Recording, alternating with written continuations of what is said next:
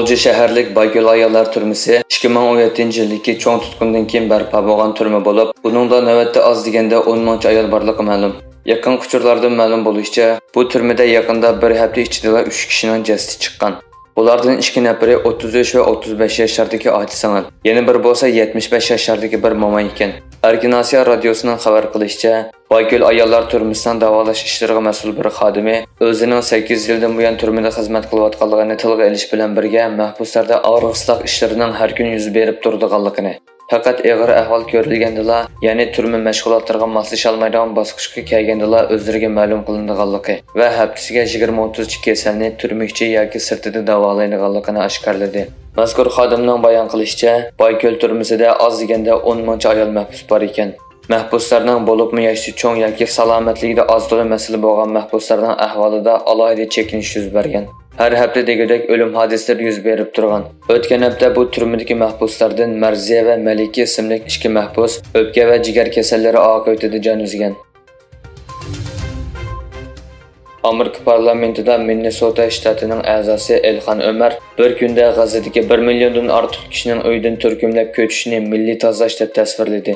U o'zining ijtimoiy aloqa hisobotidagi yozmasida Isroilning G'azaning shimolida yashaydigan 1 milliondan ortiqcha falastinlikning 24 soat ichida uylaridan ayrilishini talab qilganligini tanqid qildi. Bir kunda 1 milliondan ortiq kishining uydan turkumlab ko'chirilishi milliy tozalash degan parlament a'zosi BDTning vaziyatning mumkin emasligini va buzg'unchilik xarakterlik insonparvarlik oqibatlari bo'ladiganligi haqida ogohlantirishini ta'kidladi. İtaliya soqchilari bu chorshanba 33 kishini qo'lga olgan bo'lib, bularning ichida Nidrang Hata qora guruhi va boshqa zararli chekimlik atkazchilik qora guruhiga 50 million yevrodan ortiq pul yubib bergan Xitoy fuqarolari bor ekan. Xabar qilinishicha, Italiya moliya muhofazat soqchi atriti Reuters agentligiga Xitoy pul yuvish vositachilariga zarba berish jarayonida Nidrang Hataning pul yuvish mulozimati bilan ta'minlangan Xitoy o'rinlar o'rtasida bog'lanish borligini bayqaganligini oshkorlagan. Bildirilishicha, pul muomala faoliyatini iz qo'g'lab tekshirib aniqlangan 50 million yevro bu harakatning haqiqiy ko'lamini aks ettirmaydi ekan.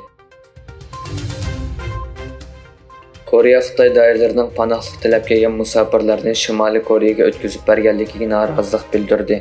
Kishilik huquq tashkilotlarining bildirishicha, Xitoy nurg'un Shimoliy Koreyaliklarni majburiy holda davlatiga qaytargan. Koreya Birlik keltirish ministrligining bayonotchisi Ko Byung-san Shimoliy Koreyaliklarning majburiy yurtiga qaytarilishining xalqaro qoidaga xilof ekanligini bayon qilib, Seulning buni afsuslanarli bir ish deb qaraydiganligini aytdi.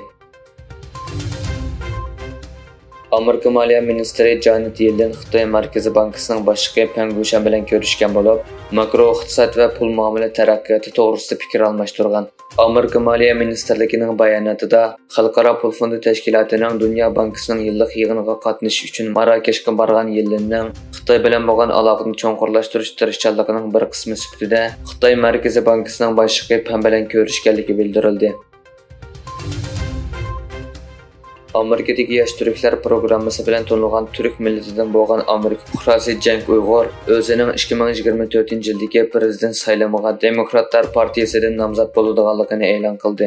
Agar bir o'zgarish bo'lmasa, Trumpning saylovda cho'qim g'alaba qiladiganligini ilgari surgan Cenk Uyg'ur Baydenning siyosatining mag'lub bo'ladiganligini va saylovda g'alaba qila olmaydiganligini o'ttirib qo'ydi.